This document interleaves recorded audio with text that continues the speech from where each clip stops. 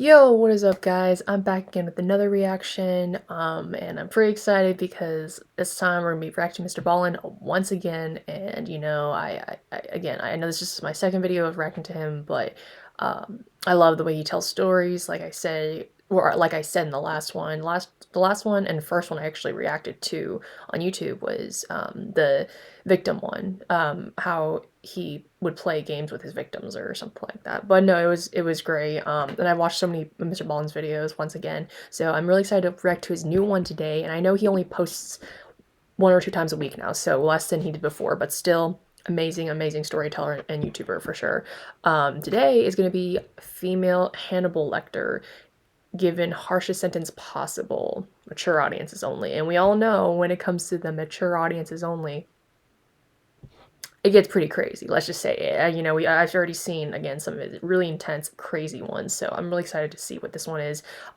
It just came out today, so I'm pretty excited.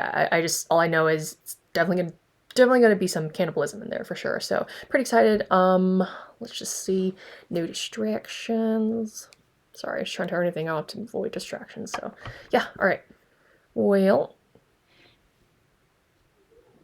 Alright, and let's just get on in the video. I'll probably comment and pause the video if I have any comments, but for the most part, I'm trying to keep it brief and try to give you my feedback at the very end, and yeah, let's go. Today's story is about a crime so horrific that a judge handed down a sentence that had never been given before in Australian history. This story is exceptionally graphic. As such, viewer discretion is advised. But before we get into today's story, if you're a fan of the strange, dark, and mysterious delivered in story format, then you've come to the right place because that's all we do, and we upload once or twice every week. So if that's of interest to you, please offer to spray the like button's face with sunscreen, but instead use bear spray. Also, please subscribe to our channel and turn on all notifications so you don't miss any of our weekly uploads. Before we get into today's story, I want to talk to you about today's sponsor, Honey. Are you tired of paying full price for your bear spray? I've seen Honey like so many times. That's why I started using Honey. Honey, like bear spray, is one of those things that you don't realize you need until you have it. Then you're like, how did I ever live without this thing? Honey, which is completely free, automatically scours the internet for discount codes and coupons for nearly anything you happen to be shopping for online. It's genius. Use Honey, save money. And just think, with all that honey money you're going to be saving, you can finally upgrade from bear spray to dinosaur spray. So, if you want to be like me and continue to bring the good fight to the like button, go ahead and add Honey for free to your browser by going to joinhoney.com/ballen. Okay, let's get into today's story. Alright, MrBallen, what you got for us this week? It's going to be intense, I can tell. The feast. I love disturbing stuff, I don't know why. In 1955, Catherine Knight had the misfortune of being born into a highly dysfunctional and abusive household. Not only was she badly mistreated by her alcoholic parents and cruel older siblings, she was also scorned by the people who lived in the town with her simply because they didn't like her family. Catherine lived in a very small town in New South Wales, Australia, where basically everybody knew each other's business. But despite the abuse, Catherine always tried to focus on the future. She would tell herself that as much as my life is miserable right now, in the future I will have a family of my own and I will take care of them the way I wish my family had taken care of me. But when Catherine became a young woman and began dating men, all of her relationships would always crash and burn because inevitably she and her partner would become toxic and abusive and it would end the relationship. It was like Catherine both didn't know how to be a quality partner and didn't know how to identify a quality partner. Likely because she didn't know what that looked like. She had been raised in this horrible household. But in 1995, when Catherine was 40 and really starting to feel desperate for someone to actually love and to love her back, she would meet a man named John Price, who who was also 40, and he just seemed fundamentally different than every other man she had ever dated. He was empathetic to her troubled past, and he seemed to really care for her and really wanted to kind of take her under his wing and love her. And so immediately Catherine just fell head over heels in love with John, and in return it seemed very much like John had fallen head over heels in love with Catherine. That year, Catherine moved into John's house where he lived with his 3 young daughters, who right away took a liking to her. And so for the first time, Catherine felt like her life was really going the way she wanted it to go. But unfortunately, this would not last. Despite the seemingly perfect start to Catherine and John's relationship, it eventually began to sour when Catherine began to ask John if they were ever going to get married.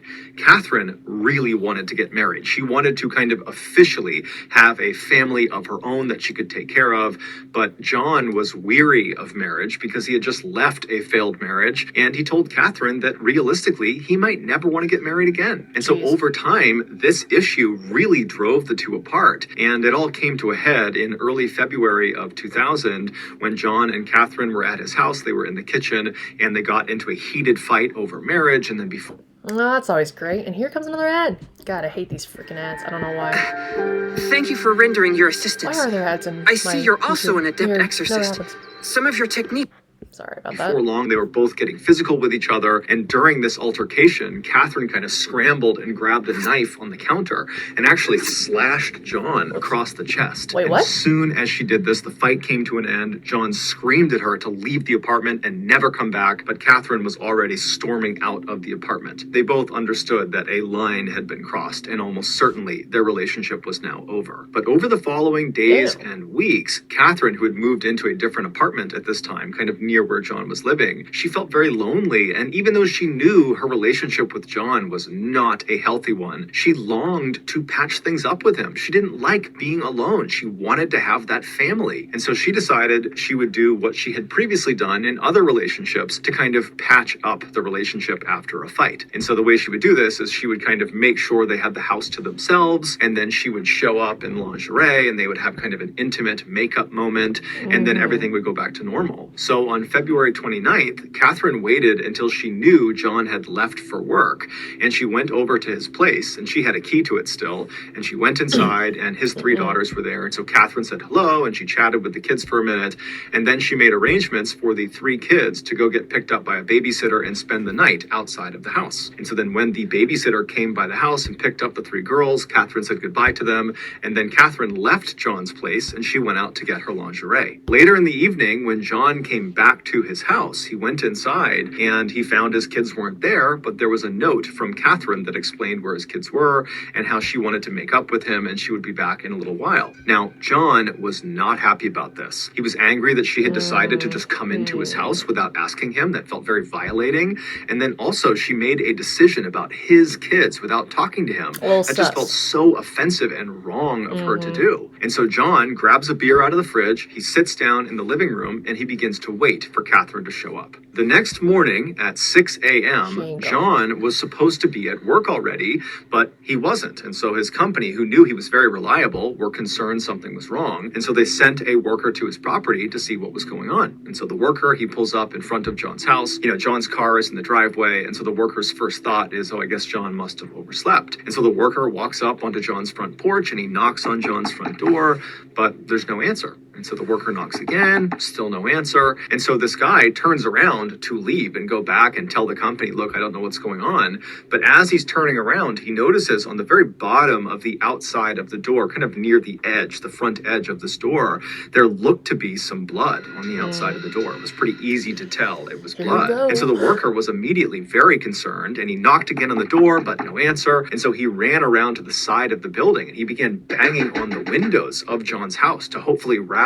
whoever was in there to come out and to make sure things were okay, but there was silence. And so the worker ran back to his car, he drove back to his office, and after he told his boss what he had found, they decided they had to call the police. The police would show up at John's residence at 8 a.m., and when they got there, John's vehicle was still in the driveway, the house was quiet and dark, and so the police, they walked up to the front door, they knocked on the door, there's no answer, it's silence, and so they walk around to the back of the property to try the back door, and as they're walking into the backyard, they see in the middle of the grass right behind a window window that led into the house, there was this plate of food that had been clearly thrown out of the house and landed face down on the grass. And so the police see that, they're thinking that's pretty weird. And so what they do first, before even going to the back door, is they turn to the window, which clearly the food had been thrown out of, but whoever had done it had then shut the window. And so they go over to the glass and press their faces up against it and peer inside. And there's no John, there's no people, there's nothing inside, it's dark. But right inside of this window is this big dining room table, and it's covered with this amazing spread of food. It looks like a Thanksgiving Day meal had been prepared, but then no one had eaten from it. And so they're thinking, okay, well, for whatever reason, one of these plates of food was thrown out the window. That's very odd. And so the police come off the window, they walk over to the back door, they knock a few more times, but after even more silence, they kick the back door down and they go inside. As soon as they step in, there's two officers. They walk straight into the house with the dining room table with all that food on their left, and there's nothing that stands out. They're calling for John. It's silent. Everything is off. Everything is quiet. And they keep on walking into what appears to be the living room where the TV is and where there's a couch. And as soon as they walk in, they see there's blood everywhere. And towards the front of the living room, where the front door actually opened into the house, there was a very obvious pool of blood. Basically, if you stepped into the house, you'd be stepping into this puddle of blood. And as they're looking at this pool of blood, they see there is a distinct blood trail from the pool back into the living room that they have just walked into, and the trail kind of leads behind a couch out of their view. And so they walk around the couch to see what's at the end of this trail, and they find Catherine Knight's crumpled body on the ground. And so right away they rush over to her and they feel for a pulse, and they discover that she actually does have a pulse, but very obviously she's clinging to life, barely. And so one of the officers stays with Catherine while they're calling in paramedics to come in and deal with her, while the other officer draws their weapon and they begin searching the rest of the house. And so the officer walks past the front door on their left, and they go into the other side of the first floor, which is basically like this lounge room, kind of like a secondary living room. And as they're looking out across this room, they see there's no one in it, but there appears to be this curtain blocking the entrance to some other side room. And this officer, as they're looking at it, they look down and they notice there's another blood trail that starts from the front of the house. It snakes all the way across this lounge room and kind of disappears into this covered up room. And so this officer yells out for John, but there's no answer. And so he ends up going all the way across, checking as he's going, looking around, but there's no one there. And he gets to this towel, and with his non-shooting hand, he kind of pushes it out of the way. Then he looks inside of this space, and it turns out to just be a small closet. There was nothing of note inside. It didn't really make sense that the blood trail had led to this closet. But then, as the officer is kind of wondering why the blood trail ended here, he started to feel something cold on his non-shooting arm. And so he looked down at his arm, and he saw there was this huge streak of blood on his arm. And he knew he had not been wounded in some way. This was not his blood. So how did he get blood all over him? And then he stepped back in horror because he realized the curtain that he had just moved with the arm that had blood on it was not a curtain. The night before, John sat in his living room waiting for Catherine to return, very angrily waiting for her to come back. But by 11 p.m., she hadn't. And John, he works super early in the morning. He's very tired. He decides to just go to bed. And so he climbs into bed. He falls asleep. And then about an hour or so later, Catherine would walk into the bedroom. She had her black lingerie on that she had bought earlier in the day. And even though John was furious with her and very upset with what she had done that day, seeing her like this suddenly made him think, you know what, all my issues with her can wait. And before long, they were getting intimate together in the bed, and then they fell asleep in each other's arms. Later in the night, Catherine would wake up. John's still fast asleep, so she's looking right at him, and she suddenly has this intense sense of disgust. She was convinced that he was taking advantage of her, that the reason he didn't want to marry her was he was just kind of using her. And this anger inside of her boiled up, and she decided right then and there that I need to teach this man a lesson he will never forget. And so Catherine very quietly slipped out of the bed. John's still sleeping. She snuck out of the bedroom. She made her way out of the house, and she got into her car, and she drove across town to the apartment she had been staying in for the past couple of weeks, and she grabbed her work tools. Catherine, where she worked full-time, was a meat processing factory, and she worked on the kill floor with the animals that are being turned into meat. And so her skill set was butchering. and her tools were butcher's knives. And so she grabs her kit of butcher's knives and she drives back to John's place. She goes into the house, she makes her way into the kitchen, and she unrolls this kit full of different sized butcher knives, and she picks the one she wants, she pulls it out, she makes sure it's nice and sharp, and then she made her way into John's bedroom. When she got into his bedroom, John was still asleep. He was lying on his back, covers up over him, fast asleep, and she climbed onto the bed, being very careful not to wake him. And then when she was straddling him kind of on her knees right over his midsection,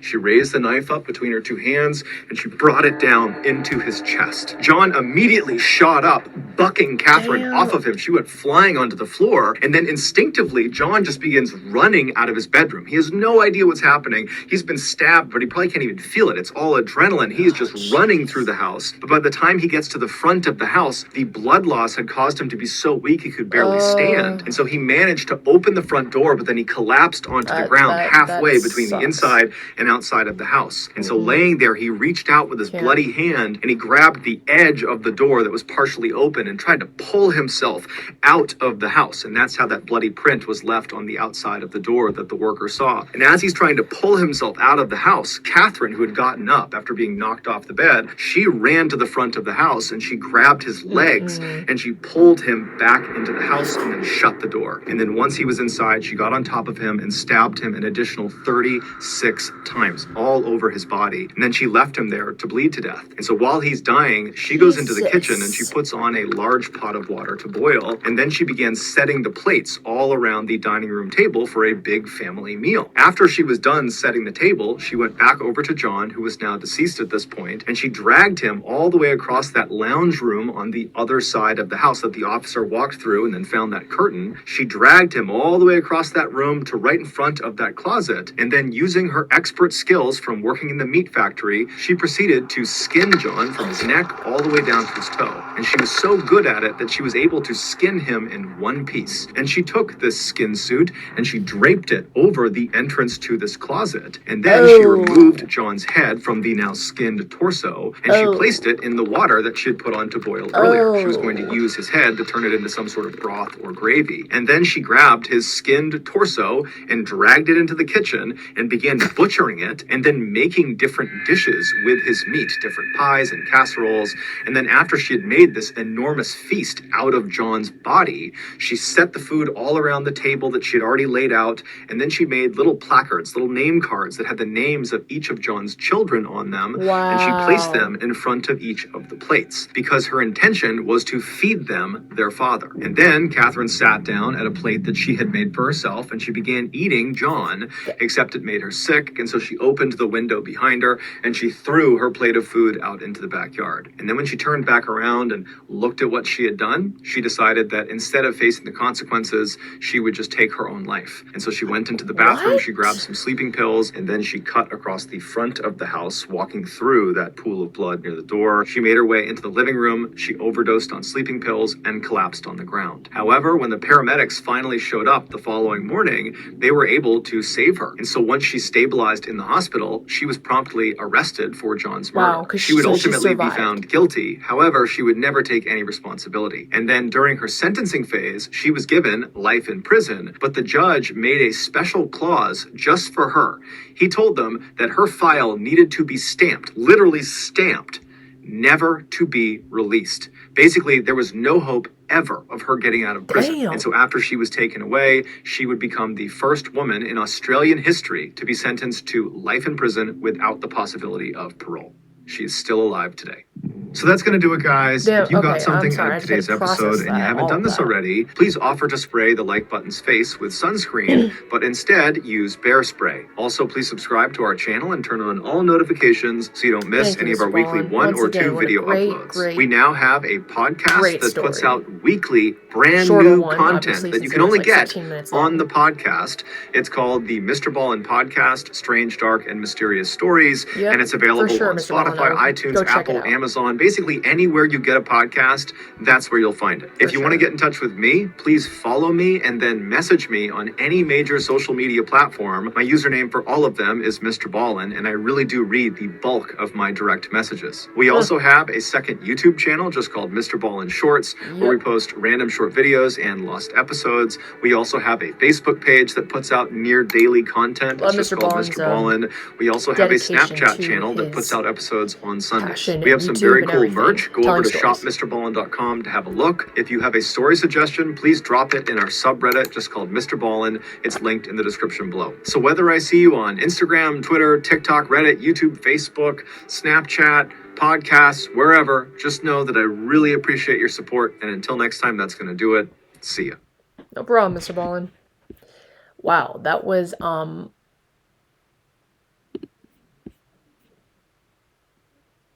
shocking. I'm not gonna lie.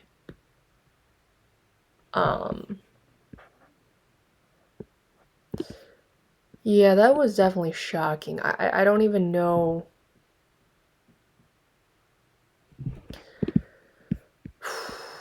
I don't even know what to say, to be honest, because it's like,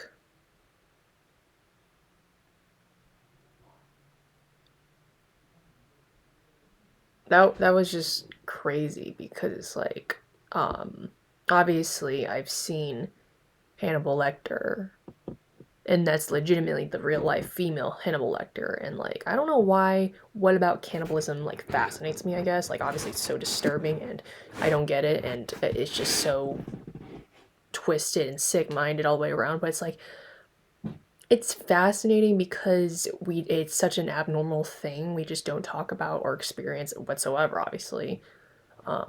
That obviously we're going to think that it's sick and insane, but yeah, no, that's definitely, I don't know. I know that was a much shorter story than what MrBallen usually puts out, so,